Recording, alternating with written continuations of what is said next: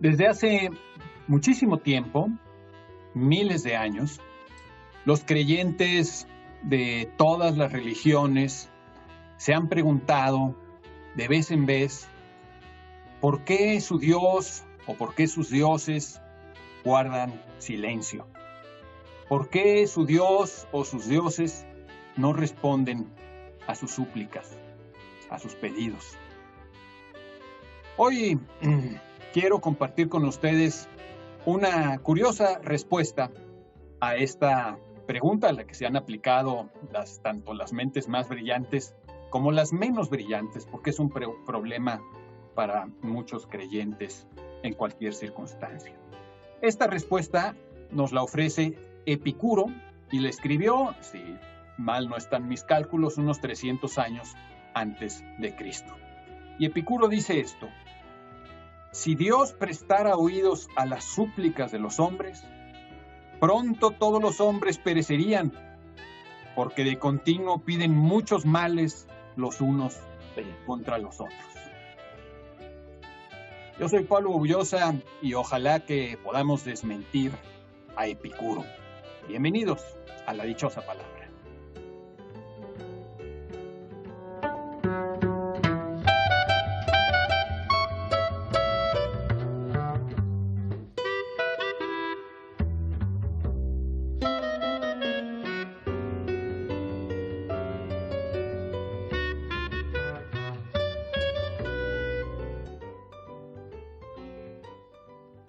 Pues bueno, la entrada de Pablo muy como si hubiera visto las películas de Ingmar Bergman, que es una de las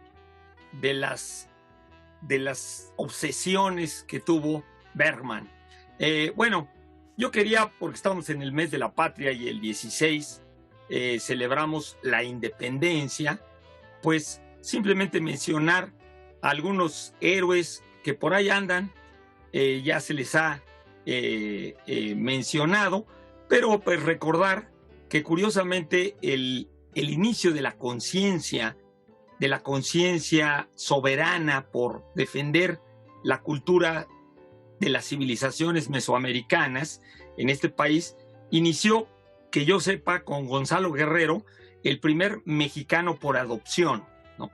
Allá en 1520 o fines de 1519, un poco antes de que Cuitláhuac y Cuauhtémoc hicieran conciencia de la defensa de su cultura ante los extranjeros que llegaban.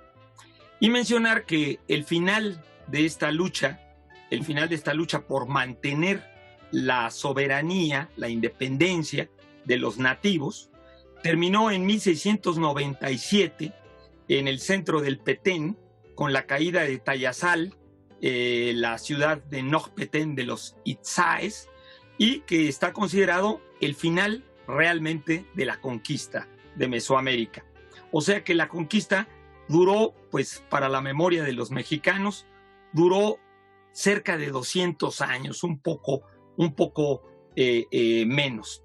Y que la primera proclama por la independencia para levantar a los nativos, a los habitantes de aquí en contra del gobierno de los peninsulares, se inició en 1641 probablemente, con la proclama de William Lamport, la proclama insurreccional para la Nueva España. O sea que curiosamente hay una especie como de traslape en la lucha por mantener la independencia y la lucha por reobtener o ganar la independencia. Soy Germán Ortega Chávez, ¿cómo les va? Y pues, ¡viva México! Hay un poema de Juarros que a mí me gusta mucho, que dice: el amor se trunca a veces como un miembro amputado, pero el vacío sigue haciendo sus gestos que tal vez alguien reciba. Aunque el amor se vaya, el hábito de amar se alarga siempre. Por eso no es extraño que si el amor retorna, sus gestos se entremezclen con los gestos anteriores y aparezcan amores que vagan por el mundo con gestos duplicados, amores que parecen dos amores.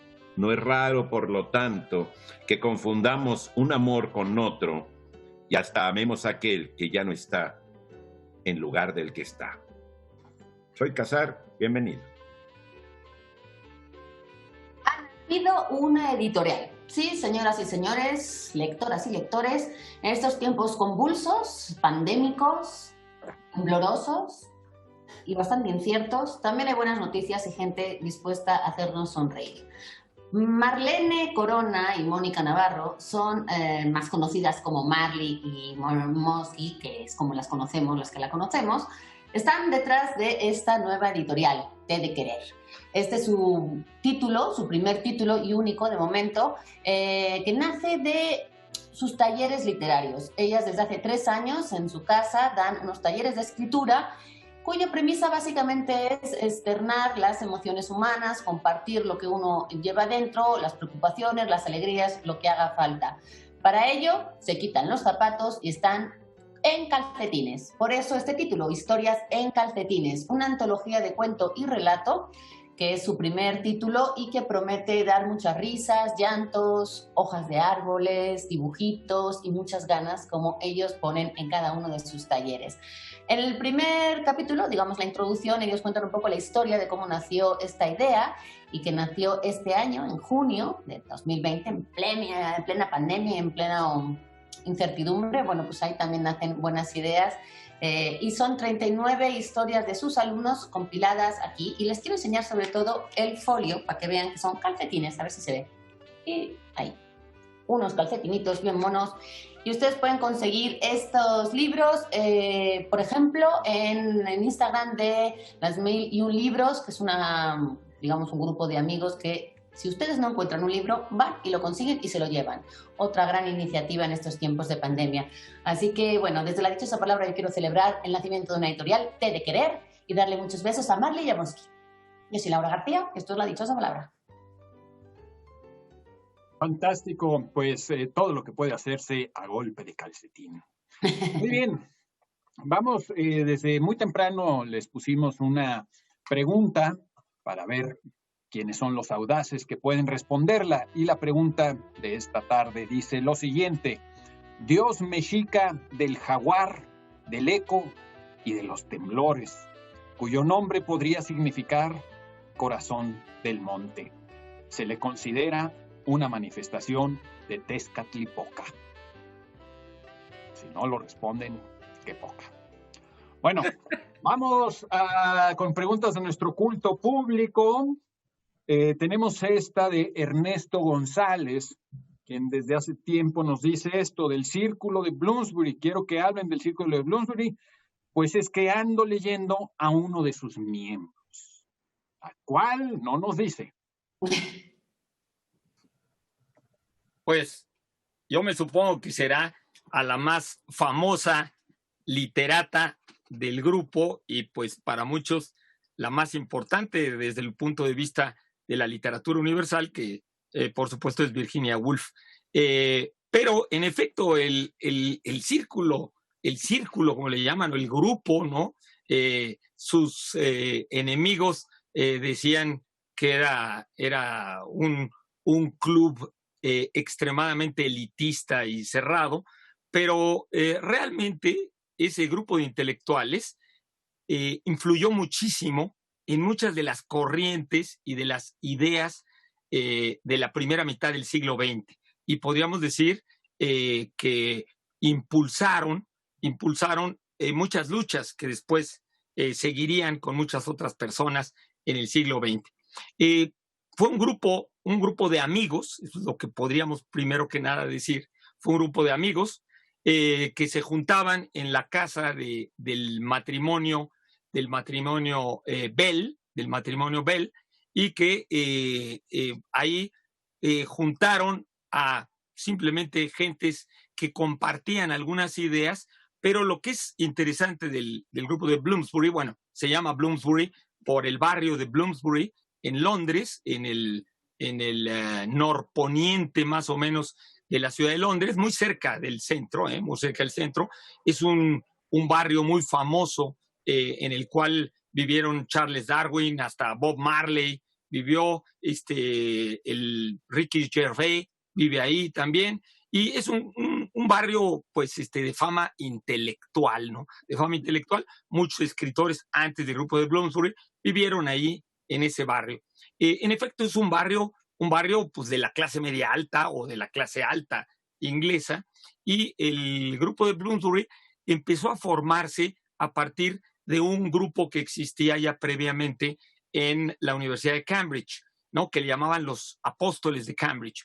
Y varios de ellos, unidos a otros estudiosos que salieron del Trinity College en Cambridge también, se juntaban en la casa de los Bell, y el chiste es que fueron compartiendo algunos puntos de vista. Lo más importante del grupo era que disentían entre ellos y tuvieron puntos de vista a veces muy dispares, y el chiste era poder hablar sin pelearse, sin agredirse, y revalorar la amistad, el buen gusto, ¿no? El buen gusto, pero sobre todo lo que les repelía era el heroísmo enloquecido, materialista, belicista del siglo XIX. Y también, por lo tanto, estaban en contra de todo tipo de exaltación de la gloria y del heroísmo, etc. El grupo se reunió desde un poco antes de la Primera Guerra Mundial, durante la Primera Guerra Mundial, y sobrevivió hasta principios de los años 30, en que la expansión del nazismo y también pues la muerte de algunos de los miembros empezó a disolver el grupo. Entonces el grupo se mantuvo activo, diríamos, en las 3 primeras décadas básicamente, o 4 casi, pellizcando la cuarta, de la primera mitad del siglo XX. El chiste es que ellos también valoraban muchísimo la racionalidad, valoraban la sensibilidad, y decían que la sensibilidad se podía equilibrar con la racionalidad, pero estaban totalmente en contra de los prejuicios y de las ideas morales victorianas. Entonces, en ese sentido, pues promovieron la igualdad de la mujer, la equidad de los derechos de la mujer, promovieron el matrimonio abierto totalmente en contra de la moral victoriana, defendieron la homosexualidad, varios de sus miembros fueron homosexuales, y el chiste es que el círculo tuvo algunos miembros que llegaban y salían, como T.S. Eliot, el gran escritor inglés, poeta, y como Bertrand Russell, el gran filósofo, que fue una especie de guía también racionalista, pero todos se basaron en que lo más importante de la vida era la amistad en la vida doméstica, sin mucho aspaviento materialista, pero sobre todo acercado a el buen gusto de las obras de arte. Hubo 2 críticos importantísimos de arte en el grupo, Roger Fry y justamente Clive Bell, ¿no? Clive Bell, que su hijo, Quentin Bell, escribió un libro que yo es de donde estoy recordando. Quentin Bell, el hijo de Clive Bell y el sobrino de la gran escritora Virginia Woolf, escribió un libro en Taurus, que yo les recomiendo, que se llama El grupo de Bloomsbury. De ahí salió también John Maynard Keynes, que era parte del grupo y que es probablemente uno de los economistas más importantes del siglo XX. Y salieron matemáticos, periodistas. Leonard Woolf, el esposo de Virginia, fue un gran también legislador inglés.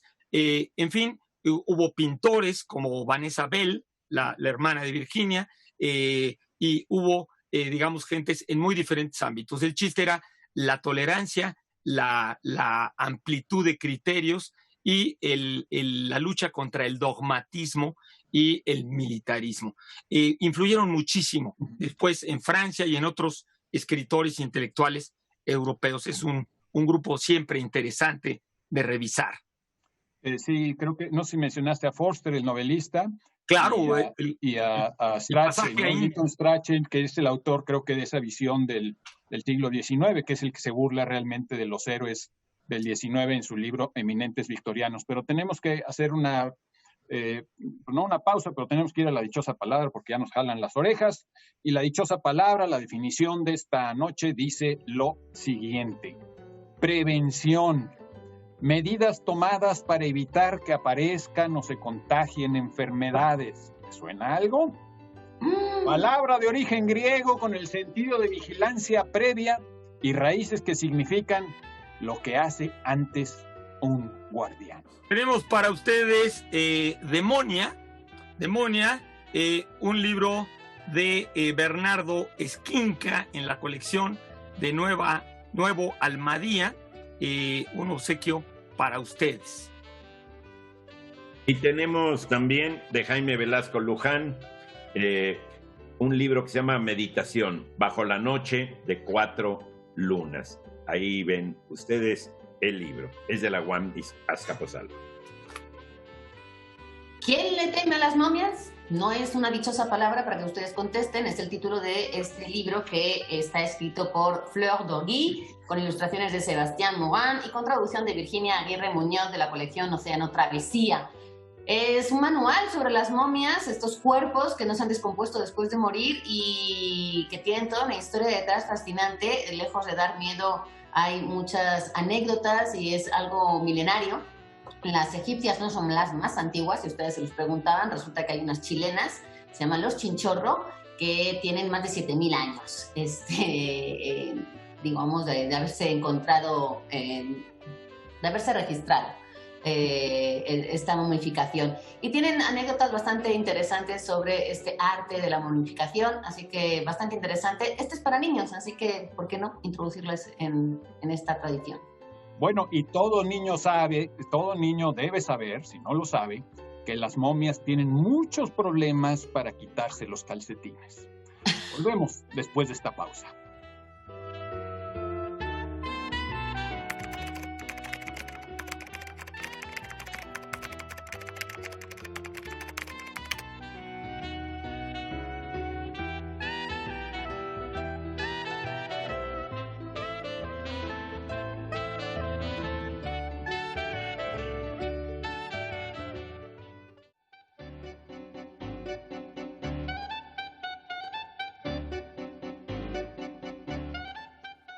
Seguimos aquí, muy gustosos con ustedes en la dichosa palabra. Pablo quería agregar algo sobre el grupo de Bloomsbury. Sí, algo muy breve. Es algo que decía la escritora norteamericana Dorothy Parker, que decía que los miembros del grupo de Bloomsbury vivían en cuadrados, pintaban en círculos y amaban en triángulos.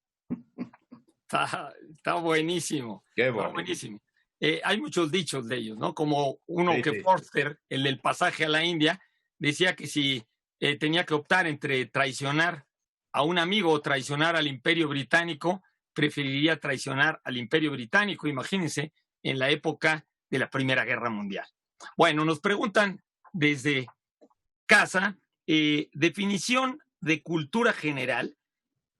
¿Decir cultura general es un pleonasmo o es correcto? Nos pregunta Carolina Buffy. Carolina Buffy, a ver.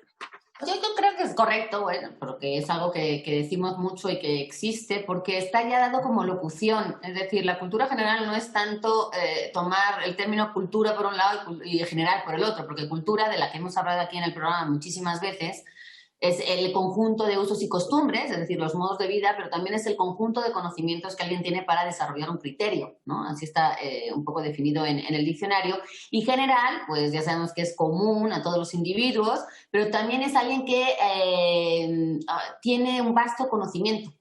Entonces, en ese sentido, podrían caber todas esas cosas para juntar esos dos términos. Pero el caso es que cultura general como tal, hoy en día, se obtiene como una locución con un significado propio. Y la cultura general, digamos que es el conjunto de esos conocimientos que permiten a una persona entablar una conversación, digamos, de una manera digna y con participación de alguna manera interesante, no quedarse callado y sin palabras o decir cualquier cosa, Son los conocimientos que no tanto tienen que ver con la educación, sino que se adquieren a lo largo de la vida. Sí son los académicos, los enciclopédicos, o por lo menos antes se tenía como la cultura general. Establecer un límite es algo totalmente subjetivo y infructuoso, porque pues, no, nadie dice hasta aquí es la cultura general que uno tiene que tener con tanta edad o tanta edad. No, son datos, anécdotas, cosas que uno sabe sobre un montón de temas que no tienen que ver solamente con las matemáticas, la literatura, la geografía, etcétera, sino también y últimamente pueden ser incluso las redes sociales. Es decir, ¿de qué se habla, por ejemplo, en Internet? ¿Cuáles son los trending topics en Twitter? Eso también se podría hoy en día considerar una cultura general, porque eso te permitiría no solamente entablar una conversación que se puede dar hoy en día, sino también tener un criterio. Y esto de tener un criterio es bastante interesante porque una vez me pusieron un ejemplo que yo luego puedo traspolar ahora a la actualidad. Por ejemplo, los que dicen que la Tierra es plana. Pues tú puedes saber que hay un grupo de gente que dice que la Tierra es plana. Y tu criterio te permite saber la veracidad de un concepto, por muy extendido que esté, ¿no? Hay culturas que creen que ciertas plantas pueden curar ciertas cosas. Ellos lo extienden así. Tú sabes que eso existe, pues, pero tú también tienes los criterios y los datos para saber que eso puede ser o no verdad. Y digamos que la cultura general lo que te permite es no solamente saber de la existencia de todas esas voces, es decir, entender a los demás, entender cómo piensan los demás, adaptarte a los demás, tratar a los demás, sino también el hacer un criterio sobre la veracidad de las cosas. Y en ese sentido, pues cuanto más sepas, mejor. No es solamente saber un poquito de muchas cosas, que también eso se tiende a decir, ¿no? La cultura general es saber un poquito de muchas cosas. Pues no tanto, o sea, tú puedes saber mucho de algo y sigue siendo cultura general. Lo que sí va un poco es en contra de la especialización, es decir, de saber mucho sobre algo, que no es que vaya en contra porque sea malo, sino que la cultura general es algo que te permite reconocer cosas, tener criterios, analizar, reflexionar, convivir, al final de cuentas, ¿no? No exactamente se pueden adquirir solamente en la universidad, sino que pueden ser en la calle, en la vida, puede ser cualquiera que observe y que tenga un poquito de interés. La cultura general también se hace, por ejemplo, todos los que tenemos Facebook, sabemos de estos, de repente, quiz o de estos formularios de vamos a ver qué tanto sabes de ortografía, vamos a ver qué tal sabes de geografía. Y te empiezan a poner las capitales, no sé, las formas de una isla. ¿Saber eso o no saber lo que hace más o menos culto? Pues no necesariamente, es un poco un juego en ese caso, pero sí es verdad que hay que saber un poquito de cada cosa, el punto de ebullición, no sé, qué es tener fiebre, sobre el COVID ahora que parece que todos sabemos un montón de cosas. Es decir, es también saber lo que está actualizada y saber datos, ¿no? A mí, por ejemplo, yo que estudié traducción e interpretación, yo tenía la sensación de no saber nada de nada. Era así como de, ¿qué estoy aprendiendo? Y en realidad un poco lo que creo, después de muchos años, es que nos dieron un poco la vía para saber investigar, para tener la curiosidad y para tener las herramientas para que si uno quiere saber algo más de algo, pues ser autodidacta, es decir, no depender de lo que los demás te dan, sino que uno saber dónde buscar, uno tener también la capacidad de poder hallar esas fuentes y de tener sobre todo, ser una esponjita, ¿no? Retener, absorber y poder hacer un poco esa selección. Digamos que a grandes rasgos es lo que yo diría. Es más culto alguien, más el término culto, que antes era algo que en la antigua Roma, porque esto también viene de los romanos, ¿no? De cuando los romanos, aparte de la moral o la civilización que ellos o todas las culturas tenían, ellos añadieron a la educación valores y también tenía que ver con la justicia y tenía que ver con las leyes y tenía que ver con la seguridad y la paz y inventaron una serie de conceptos y de arte que se daba en la academia, porque para ellos la educación y la vida iban totalmente de la mano.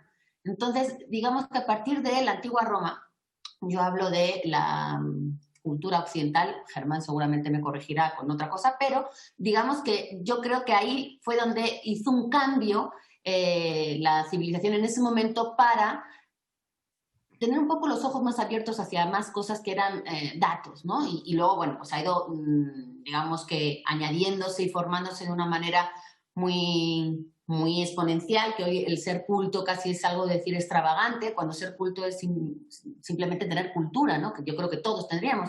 Pero bueno, como es una palabra muy rica, me gustaría saber qué opinan los demás. Y yo nada más quisiera decir una cuestión que la cultura general, en realidad, la frase tiene que ver con conocimientos generales.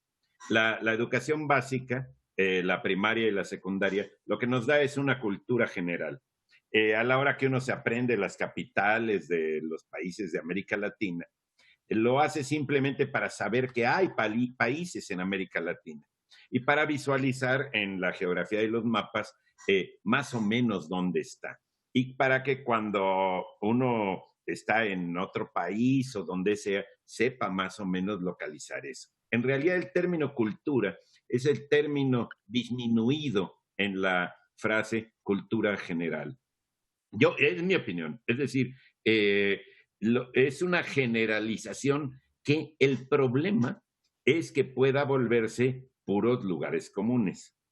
Dentro de nuestra formación básica, tanto la de primaria como la de secundaria, vamos sobre cuestiones que tienen que ver con poder investigar y saber dónde están las cosas. La cuestión de cultura general no abarca todo, no es cultura universal como literatura universal. Y entonces, esa sería tal vez la misión de una cultura general, ¿no? Yo un poco siguiendo dos términos que usaste, Lau, y que hiciste las manos así y hablaste de lo que tiene que ver y de la relación. Justamente yo parto de que si el conocimiento es la información, ¿no? La información, interconectarla, justamente pues la cultura general, para de ahí arrancar al criterio, sería justamente tener un poco conectados, ¿no? El propósito que debería perseguir la educación básica, como dice Eduardo, de primaria y secundaria, sería la de que el estudiante tenga la capacidad de ir conectando qué tiene que ver la matemática, algo con el país Georgia o con el continente americano o con la química o con la física o con algún acontecimiento más o menos histórico, ¿no? O sea, esa cuestión que tú hacías así de interconectar, o sea, la cultura general sería no tanto saber exactamente ciertos datos importantes, sino ir teniendo una especie como de pizarrón mental un poco más amplio debido a eso. No se trata de cosas enciclopédicas, sino justamente el desenvolverse en la vida y poder convivir. Y eso abarca tantas cosas que lo que puede ser cultura general para una persona puede ser completamente diferente para otra y no deja de ser cultura general. Es decir, mi cultura general sí hay, creo, una laguna común, por así decirlo, una base común, pero supongo que depende de los lugares, de los tiempos y de las personas, pues también el acceso a la educación y a esos criterios puede ser de otra, pero tiene que ver mucho con la observación y hay gente que no ha ido nunca a la escuela y que por observar la naturaleza tiene una cultura general también muy vasta. Bueno, yo no creo que tengan una cultura general. Lo digo por esto. Por ejemplo, tú sabes dónde están las distintas regiones de España. Es parte de tu cultura general, de tus elementos básicos que te dieron en primaria y secundaria o como se llame allá. Nosotros sabemos, por ejemplo, que Chihuahua no está en el sur del país, ¿sí? Es decir, la otra cuestión, eso que tú dices, perdón espero no ser abrupto, pero la cuestión de que uno sabe cuando ve las nubes y está en el campo que va a llover y cosas así. Eso no es cultura general. No me refiero tanto a eso. Muy agraria de estos carnales. No, porque eso es elucubrar un poco, pero, por ejemplo, el nombre de las plantas, yo estoy casi segura de que la gente del campo sabe mucho más de plantas y de nombres de cosas de la naturaleza que yo. Y yo creo que sí, evidentemente, yendo a la escuela tienes una serie de datos, pero yo creo que mucha gente que no ha ido a la escuela sabe que Chihuahua está en el norte. A eso me refiero, a que yo creo que también tiene que ver con las experiencias de vida, lo que te dan los de alrededor. No digo que no sean la escuela, sí, claro, que ahí hay una base, ¿no? Común a todos, pero creo que va más allá de lo académico y que tiene que ver con la observación y un poco el estar atento a lo que pasa alrededor.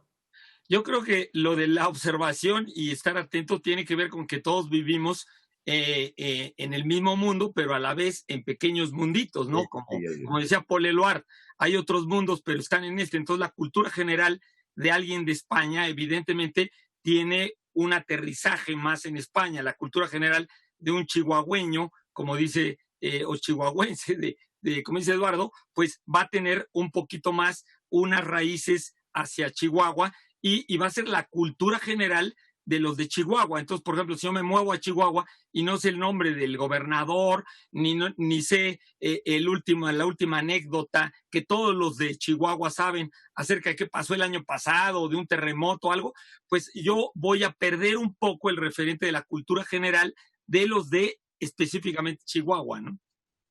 Bueno, ok, tenemos que ir a nuestra dichosa palabra. Prevención, medidas tomadas para evitar que aparezcan o se contagien enfermedades. Palabra de origen griego con el sentido de vigilancia previa y raíces que significan lo que hace antes un guardián.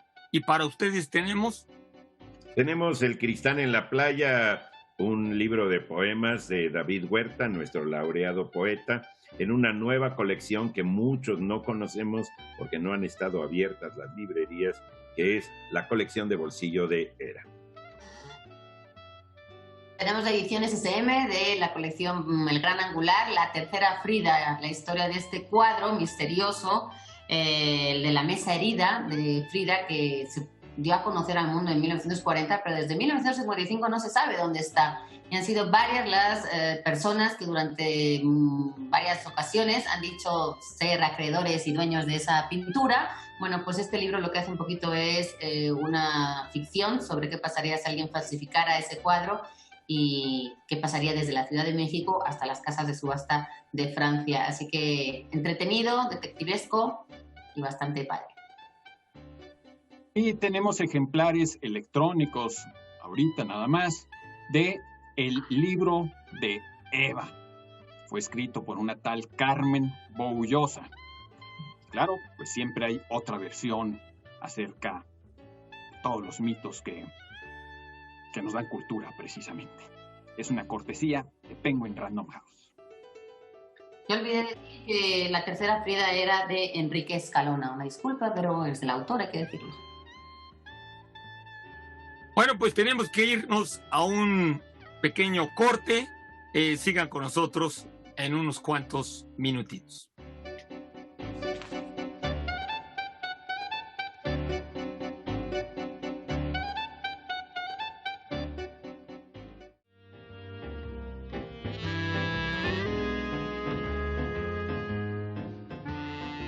El cargador. De quienes ganan sin comodidades metafóricas el pan con el sudor de su frente, el cargador es el más cercano a la bestia. No hablo del que carga su mercancía, mesas de planchar y sillas de palo o habitadas jaulas de pájaros. No hablo del equilibrista que transporta altísimas columnas de periódicos en la parrilla de su bicicleta o descomunales canastos de conchas, orejas, cocoles, bolillos y teleras en la cabeza. Hablo del que no merece siquiera la atención pintoresca y paternal del folclore, del que no tiene nombre interesante ni carga risueña o colorida. Hablo del que usa la cabeza para cargar costales de cemento y de cal, del que, confundido con su carga, gris o fantasmal, apenas se ve. Son textos que provienen del libro El viaje sedentario, publicado por la editorial Tusquets. Hola, soy Gonzalo Celorio, escritor.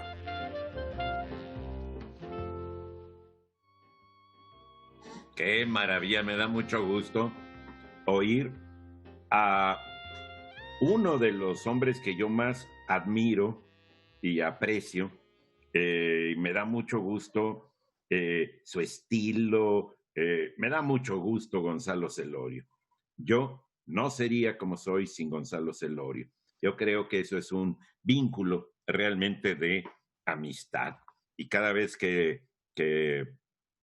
lo oigo, digo, qué bonito, porque sí, muchos pueden decir, no, pues tiene sus defectos. Lo bonito de la amistad es que los defectos uno no los ve, sino que los critica y los refuerza en quienes son realmente sus amigos. Henos aquí con una pregunta que nos manda Carla Robles. Qué bonito redacta su pregunta, porque dice, a mí me encantaría que hablaran de médicos escritores. Y nos da un tip, como Arthur Conan Doyle. ¿Quién se lanza con los médicos escritores? Me gusta cuando no usan el imperativo, cuando no nos ordenan. A mí me gustaría. Bueno, qué bonito lo que dijiste sobre Gonzalo Celorio, qué buen título, qué buen libro y qué buen título, El viaje sedentario, porque la lectura pues también es siempre eso, ¿no? Un viaje sedentario, este oxímoron, si uno quiere, maravilloso. Bueno, sobre médicos, escritores, pues hay muchos médicos escritores, o hay muchos médicos que han escrito libros que no tratan de medicina, ¿no? Como el propio Conan Doyle que menciona, creo que Carla, Somerset Maugham, en México, Enrique González Martínez, Elías Nandino, Bulgakov y Chekhov, entre los grandes escritores rusos, que dos de mis escritores favoritos, los dos fueron médicos. Y luego también están pues los médicos que escriben sobre, o los escritores médicos que escriben sobre su profesión, que también es un género maravilloso, ¿no? Está Oliver Sacks, el Jonon Goldberg, me gusta mucho su libro El nuevo cerebro ejecutivo. En México tenemos a Jesús Ramírez Bermúdez, buenísimo, y a uno que yo admiro muchísimo, que es Francisco González Cursí, grandes libros de ellos. Y luego también están los médicos que escriben sobre medicina, no para el público en general, sino estrictamente de medicina, y que de todas formas consideramos clásicos, ¿no? Desde Hipócrates hasta Freud, ¿no? Aunque Freud, digamos, pues era también un gran escritor, una pluma muy poderosa, y aunque no estaba haciendo, según él, literatura, pues estaba escribiendo teóricamente para los médicos, lo podemos leer también, y es fantástico, ¿no? O el juramento hipocrático, en fin, los grandes médicos clásicos también pues se hicieron famosos por sus obras. Ahora, no creo que exista así, digamos, como una relación necesaria o indispensable entre la medicina y la literatura, aunque sí puede ser interesante buscarle sus analogías. Por ejemplo, ya que Carla menciona Conan Doyle, aunque Conan Doyle escribió de muchos géneros, pues es sobre todo conocido por sus novelas y sus narraciones, sus cuentos de Sherlock Holmes, del detective, y es obvio que hay una relación, una analogía muy fácil de hacer entre el detective y el médico, ¿no? Cuando vas al médico vas, pues, por lo general, porque no sabes ni qué tienes, y el médico que te recibe, pues tampoco sabe ni qué tienes, y empieza a hacer una investigación, ¿no? Y empieza a ver, pues, pistas, ¿no? Pistas y análisis de los hechos, hasta ADNs, o sea, realmente es como la labor del médico es una labor en un principio detectivesca, ¿no? Saber, averiguar qué le pasa al paciente, dónde está la enfermedad, cómo se cometió el crimen, cómo podemos resolverlo. Todo eso es una labor de investigación, y en ese sentido, pues sí, las novelas detectivescas tienen una relación interesante con la literatura, y todavía podría uno, buscándole, digamos, muchos pies al gato, añadir algo más. Recuerdo que hay estudios que muestran cómo el hecho de escribir acerca de los problemas más traumáticos para uno mismo, incluso aunque no se los vayas a enseñar a nadie tus escritos, tiene beneficios en la salud de las personas. Hay estudios que muestran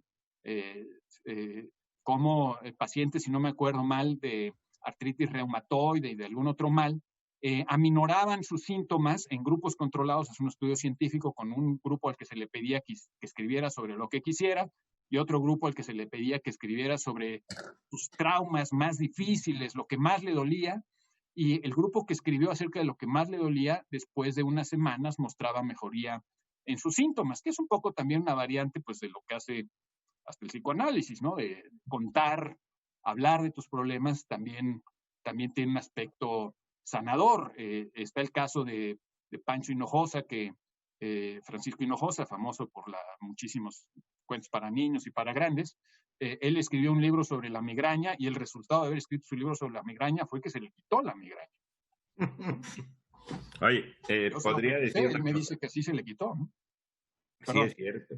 Una cosa que me gusta mucho de esto, del papel del médico, que además podría ligarse muy bien con ese hilo sutil, esos vasos comunicantes. No quiero hablar de arterias comunicantes porque ya me voy a poner muy médico.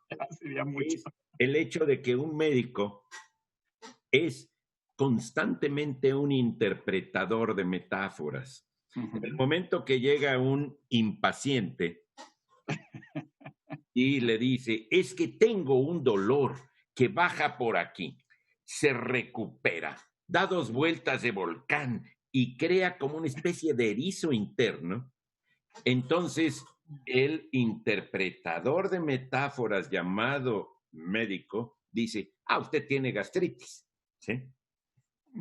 Eso es impresionante. El lenguaje con el que podemos hablar de nuestras dolencias frente a un médico es lo que hace a un es un lenguaje metafórico, sí, porque no somos médicos. Yo me acuerdo... Es un interpretador.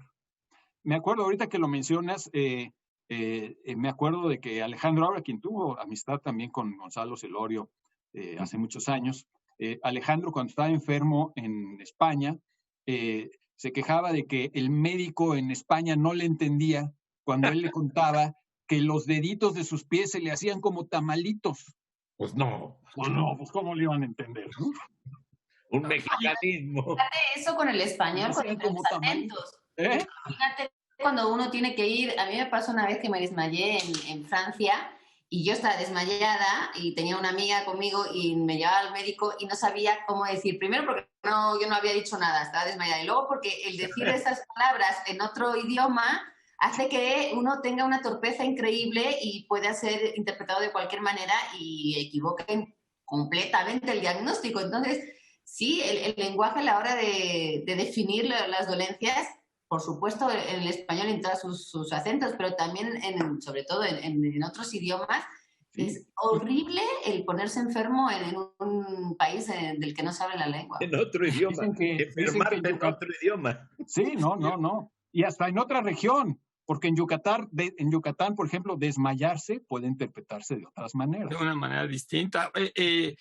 A propósito de lo que acabas de decir ahorita, porque ella mencionó a Conan Doyle, Robert Louis Stevenson decía que la capacidad deductiva del personaje de Sherlock Holmes lo había tomado Conan Doyle de un maestro que había tenido Conan Doyle justamente de diagnóstico. Un maestro de diagnóstico, y Robert Louis Stevenson tiene una carta en que dice que de ahí sacó Conan Doyle la idea de alguien que sabía reconocer hasta cómo caminaban y qué zapato tenían y todo el pasado. Y fíjate, Germán, la genialidad de Conan Doyle, que en realidad el médico es Watson. Uh-huh. Sí, eso es una maravilla. Es una maravilla. En realidad, Conan Doyle, aquí tengo uno que es buenísimo, que son sus textos que publicó Páginas de Espuma sobre este rollo. Conan Doyle se pone en el otro lugar y eso además le permite hacer la curva para crear al cocainómano, melómano, tocador de violín, todo ese rollo, ¿no? Por cierto, ustedes saben cuál es el queso favorito de Watson, ¿no? Una vez le preguntaron, ¿no? Elemental, por supuesto. Querido Watson. Vamos a la dichosa palabra. Ahora sí, porque luego pensé que no la habíamos dicho. Es también bien médica. Ustedes siéntanse en la salud de poderla interpretar. Prevención, medidas tomadas para evitar que aparezcan o se contagien enfermedades. Palabra de origen griego, como la mayoría de las nuestras, con el sentido de vigilancia previa. Eso de previa ya les da un tip. Y raíces que significan lo que hace antes un guardián. Tenemos, Laura. Tenemos Platero y yo, una antología poética ni más ni menos que de Juan Ramón Jiménez, Premio Nobel de Literatura en 1956, con adaptación de Rita Abreu, ilustraciones de María del Roser Martínez. Es el número 5 de la colección Lluvia de Clásicos de Editorial Trillas. Y bueno, pues a mí me parece que es una de las descripciones del burro más maravillosas que ha habido en la historia de la literatura. Esos recuerdos de Moguer en Huelva y bueno, pues un clásico que siempre recordaremos y releeremos. Bueno, me acuerdo que una maestra una vez me contó que le había dado leer Platero y yo a los niños y le había preguntado a un niño qué le había parecido, qué había entendido, y el niño dijo, lo que entendí fue que Platero es un burro y yo no. Bueno, y yo no era un burro, ¿no? Bueno, tenemos ejemplares de libros con textos de Alfonso Reyes. Se llama Cómo apreciar a Alfonso Reyes y es una selección que hizo Alicia Reyes, que también prologó este volumen en la colección El hombre y sus ideas, cortesía de Lectorum. Y para ustedes tenemos dos maravillas de artes de México. La primera es con fotografías de Susana Casarín en la colección Luz Portátil y es Realidades y Deseos. El otro libro es Ciudad Prohibida, con textos de Edgardo Bermejo Mora y fotografías de Ulises Castellanos. También en la colección Luz Portátil, los dos de artes de México para ustedes.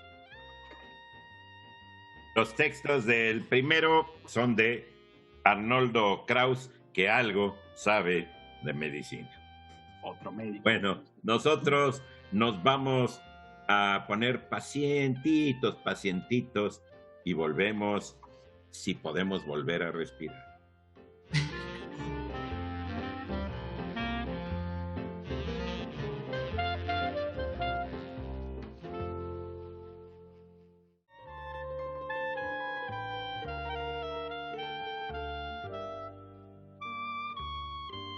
Pues aquí seguimos a la dichosa palabra, recta final ya del programa del día de hoy y todavía una última pregunta. En esta ocasión llegó por Rodolfo Guzmán.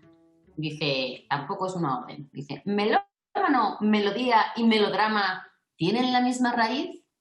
Yo creo que nos lo vamos a pasar muy bien con esta última. Mira, para hacer la cosa más melódica, hay que contestarle luego que sí tienen la misma raíz. Uno piensa en melodrama y piensa en mielodrama, como si fuera de miel, ¿no?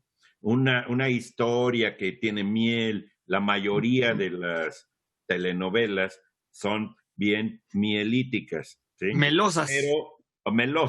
Pero eso viene de melis, miel, es otra cosa. En cambio, melodía viene de algo que les quiero avisar a todos nuestros prójimos que nos están oyendo, que viene de el latín melodía y el griego melodía. Es decir, señores, ustedes están hablando latín y griego cuando dicen, qué bonita melodía. Ahora, es muy curioso. Yo he buscado, por razones, digamos, de orden de la musicalidad de los poemas, la definición de melodía, y no es fácil. Es decir, la melodía es, yo voy a atreverme a una definición, es la cierta sintaxis de sonidos que es recordable y agradable. Que me perdone todos los músicos, pero A eso se refiere melodía. Ya sé que la armonía entra en otros tonos, que son cuestiones escalonadas, yuxtapuestas, ¿no? Pero en realidad es la cuestión de lo agradable y recordable. La mayor parte de las canciones que nos acordamos, o de las musiquitas que traemos de pronto y nos levantamos y decimos, ay, ¿por qué amanecí con esta melodía de Satie? ¿Sí? O de Satín, porque así son las de Satie. Porque estamos teniendo algo memorable. Y eso es también la melodía en un poema. La melodía verbal de un texto poético tiene que ver mucho con eso, ¿sí? En realidad, lo que pasa es que, bueno, melo era la música con la que se acompañaban los poemas y antes de la poesía así solita, así declarada como lo de Juan Ros, había una música que lo acompañaba. Actualmente hay toda una bonita polémica para eso, pero melómano es, por ejemplo, el que tiene melomanía, o sea, la manía de que le guste la música, ¿sí? Y por ahí va, cuando habla de las 3 características del lenguaje poético de Ezra Pound, dice melopea, logopea, melopea sobre la musicalidad del lenguaje, logopea sobre los juegos de significado y fanopea sobre los juegos de imagen, ¿sí? Y eso tiene que ver con todo eso. Entonces, por ejemplo, mielitis, que uno dice, ay, caray, tiene que ver con miel. No, tiene que ver con médula.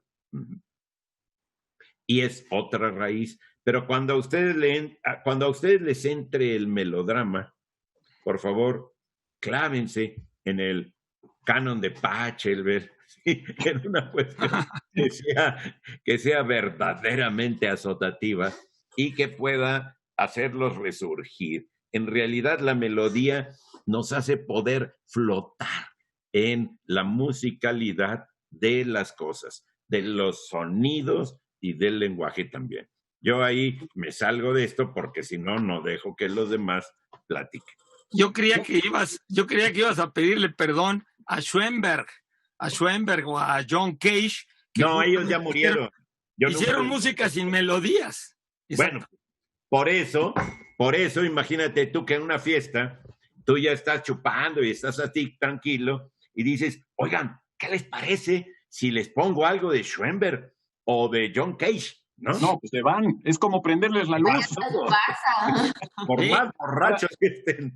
Digamos que lo que hace, la música que acompaña al drama como que exacerba la emoción. Creo que un poco el melodrama lo que busca es esa exacerbación de las emociones, ¿no? Y creo que Rodolfo Guzmán, por cierto, ¿no es como el nombre del santo o me estoy equivocando? Sí, es el nombre no del santo. El santo era santo, pero era de la persona que llevó al santo a su triunvirato. Curiosamente, digamos que lo que hace el melodrama es esta exacerbación de emociones. Y pregunta Rodolfo si somos muy melodramáticos. Y yo creo que no solo los mexicanos, yo creo que el mundo en general se está volviendo muy melodramático en el sentido de que una de las características más esenciales del melodrama es esta composición binaria de los personajes que son buenos y los que son malos. Y el mundo se está volviendo melodramático y eso es muy peligroso.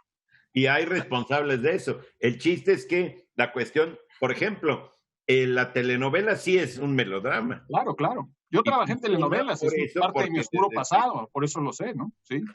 Sí. Viene a la luz Laura, perdón. ¿Laura? No, del oscuro pasado de Pablo que sale a la luz. Sí, pues. No, pero las telenovelas evidentemente tienen mucha música, o sea, todas estas raíces que tienen en común esos tonitos, esas músicas, pues lo que viene a hacer es un poco...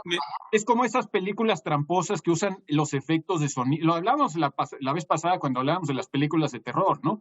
O sea, puedes usar el sonido o la música para exacerbar cosas que en realidad no están ahí, pero con eso das a entender. Tú pones musiquita, de hecho hay en videos en YouTube, si los buscan, pueden buscar, por ejemplo, un video muy gracioso de Mary Poppins, donde le ponen, que es una película muy divertida para niños, le ponen música de terror y se vuelve una película de terror, ¿no? Bueno, o le ponen la música de Benny Hill al tráiler de esta película de Los Marcianos, basada en la novela de Wells, ¿cómo se llama?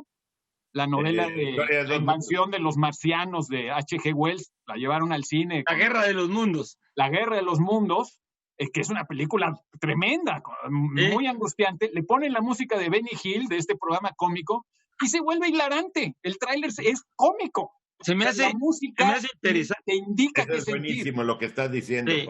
Se me hace interesante lo que dices de exacerbar las emociones, porque John Cage, que le daba mucho por el zen, decía que justo la música sin melodía te obliga a nada más centrarte en los sonidos que estás escuchando, porque la música melódica te retrae a la memoria. A la emotividad, claro.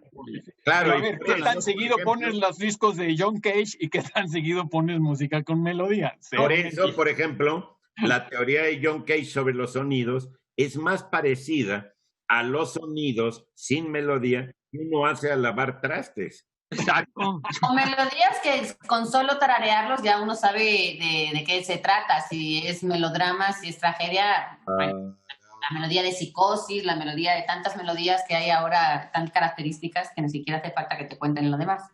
Oigo una melodía que me pide que, digamos, ya la...